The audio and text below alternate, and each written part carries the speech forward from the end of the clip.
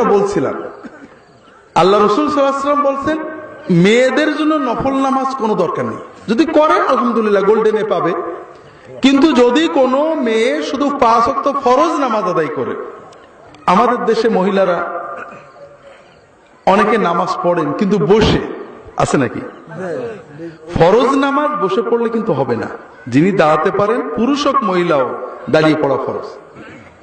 আমাদের দেশে মেয়েরা নামাজ পড়েন শাড়ি পরে, ঠিক না? শাড়ি কিন্তু মুসলমানদের পোশাক না, এটা হিন্দুদের পোশাক। আমরা পুরুষেরা টুপি নিয়ে কত ঝগড়া করি, গোল লম্বা সেকুন 4 কোনা 5 কোনা পাগড়ি নিয়ে, হুজুরের মাথায় পাগড়ি নেই, মুসল্লির মাথায় পাগড়ি, নামাজ বাকিরেও আছে না নেই? যত ঝগড়া নফল নিয়ে, ফরজ নিয়ে কোনো ঝগড়া নেই। যেটা বলছিলাম ভাইয়েরা, এগুলো সব নফল মুস্তাহাব। আর মেয়েদের জন্য ফরজ পোশাক আমরা দিচ্ছি না।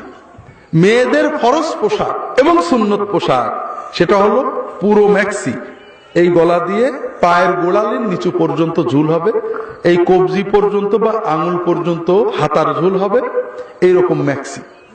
ম্যাক্সির উপরে বড় ওড়না, চাদরের মতো ওড়না, ম্যাক্সির নিচেই পাজামা অথবা সায়া। এই পোশাকগুলো পরা মেয়েদের জন্য ফরজ, স্বামীর সামনে ছাড়া বাকি বাড়ির ভিতরে ঘরের ভিতরে কাজ করার জন্য সকল অবস্থায় এই পোশাক ফরজ, এবং এই পোশাকই সুন্নত অর্থাৎ ফরজ সুন্নত। আর নামাজও এই পোশাকে পড়লে হবে, শাড়ি পরলে হবে না। হবে কিভাবে বলছি, কোন মহিলা যদি নামাজ পড়েন, নামাজের ভিতরে যে অন্ধকার ঘরেও নামাজ পড়েন, একা নামাজ পড়েন, তার জন্য শুধুমাত্র মুখের এই জায়গাটুকু এবং কবজি পর্যন্ত হাত, এর বাইরে খোলা হারাম, খুললে নামাজ ভেঙে যাবে। যদি কোনো মহিলা একা ঘরে অন্ধকারে নামাজ পড়েন, কাপড় আছে, কাপড় নেই ন্যাংটোয় নামাজ হবে। আপনার কাপড় নেই ন্যাংটোয় নামাজ পড়বেন, কিন্তু কাপড় আছে, প্যান্ট একটা পরেছেন লুজ করে, রুকু দিতে গেলে নাভির খানিক নিচে নেমে যায়, নামাজ হবে নাকি? অবহেলা, হারাম, নামাজ হবে না। ঠিক তেমনি কোন মহিলা যদি অন্ধকার ঘরে একাও নামাজ আদায় করেন, কপালের কিছু চুল বেরিয়ে যায়, কান একটা বা দুটো বেরিয়ে যায়, জুলফির চুল বেরিয়ে যায়, পিছনের চুল বেরিয়ে যায়, থুতমির নিচে গলার কাছে এখানে বেরিয়ে যায়, হাতের কাছে কিছু অংশ বেরিয়ে যায়, পেটের কাছে কিছু বেরিয়ে যায়, নামাজ হবে না। নামাজ সারা জীবন পড়লেও বেনামাজি হয়ে থাকতে হবে।